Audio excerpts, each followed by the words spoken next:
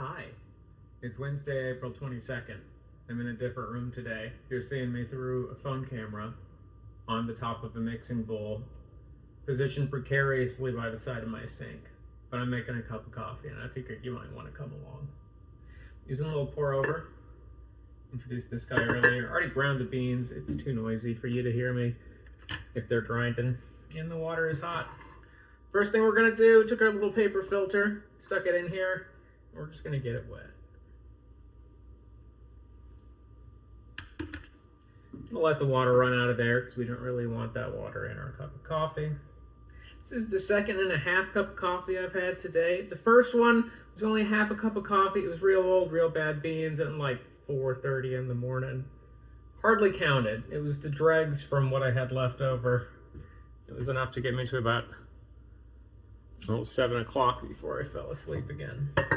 So then I went to the grocery store, took care of the errand for the day. It's real nice having to deal with like one errand in a day. I've been on super low power mode over the past week. I feel like I'm just kind of recovering from trauma, both locally and, in my professional life. But honestly, it's been real nice to just have some time. All right, we filled this guy up. Let's see if we can get you to do that. Put about that many rounds in it. And what I'm going to do is first, just get them all a little bit wet. It's called the bloom of a pour over. This is how you can tell whether you have bad beans or good beans. Somewhere in the middle. These are somewhere in the middle beans. Because when you first pour that bit of water over it, it's going to do what's called a bloom, which is all the gases that are in those beans, if they're relatively fresh, are going to come out and cause it to kind of balloon up a little bit. And they're doing that a little bit, not enough to show you. Once they've done it, we're just going to go ahead and we're not going to fill it all the way. And basically saturate it so that we have a slurry that goes up to about the height of where those beans were, really where it bloomed up to. And we're basically going to keep that slurry consistent until we are done with a cup of coffee. And we'll be able to tell that by lifting up our little guy here and seeing how full our cup is. I heard back from my state senator this morning on the email I'd written in opposition to the state house bills for the assault-style weapon ban, semi-automatic assault-style weapon ban, and the high-capacity magazine ban. So that was nice to hear back from Larry Kraft, the guy I'd talked to at the convention, guy I still plan on grabbing coffee with at some point here. It was a thoughtful, measured response. He didn't change his opinion, which is totally fine, but I could tell at least by the response that he read it, and it looked like at least he typed up the response. Which means a tremendous amount. One of the big things that was brought up by, I think, some of the folks who were new to the DFL last Sunday, not this 3 days ago, but a week before that when it was real hot outside. I did it was like a little DFL leadership luncheon. It was the precinct leads from caucusing from this year, just getting together and kind of doing an overview of what the DFL group represents or what it's trying to do, right? It's a party group rather than affiliated with a specific candidate. There are a lot of rules in place and structure that happens both at our local organizing level as well as up to the state. And it was nice to see that presentation. It was even better to see the folks who showed up because it was almost all the resolutions committee people, like the people who were involved in the work I was doing to help sort through and sort out and get the resolutions prepared for a ballot.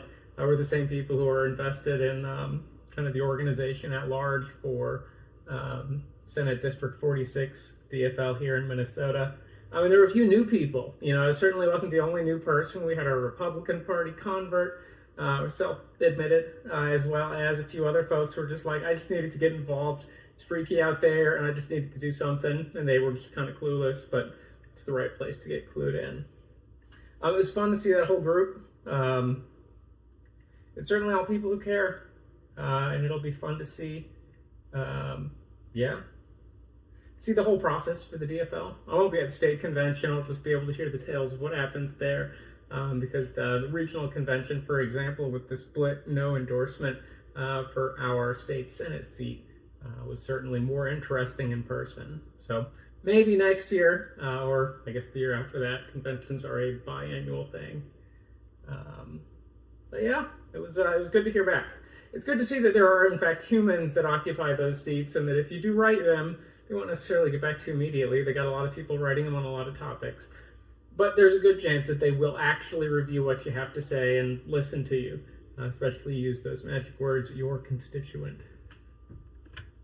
So yeah, there were a few people at the DFL thing who needed to hear that message. But all in all, great to see some of those names and faces I'll probably be canvassing with. Which scares the heck out of me. I'm not really a go knock on your neighbor's door kind of person. We live in Minnesota, which is not generally a go knock on your neighbor's door kind of place. Though I don't know if anywhere is these days. But I am kind of excited, especially if I can find someone to go with me. I never mind talking about politics, but it's kind of like video games. Been trained from a young age not to talk about them, unless somebody else brings it up first. But canvassing, that's the whole point, right? It's less me trying to convince people to vote for my candidate, which I really just don't think I have the stomach for, and more, hey, this is what the political landscape here in St. Louis Park looks like. I've been paying attention just in case you haven't. By the way, there's a vote. You should go here. And this is how you can look up information about your candidates. Easy, right? I don't know. For somebody who puts off going to the grocery store for weeks at a time, getting outside and actually talking to people intentionally can be kind of rough. Though I will say, and probably to wrap this one up, when I went to the grocery store this morning, I did get complimented for my pretty hair by the cashier and the lady behind me. Both of them, granted, were probably like 60, 65 plus, but, you know, it's nice knowing that I can still pull in some demographic.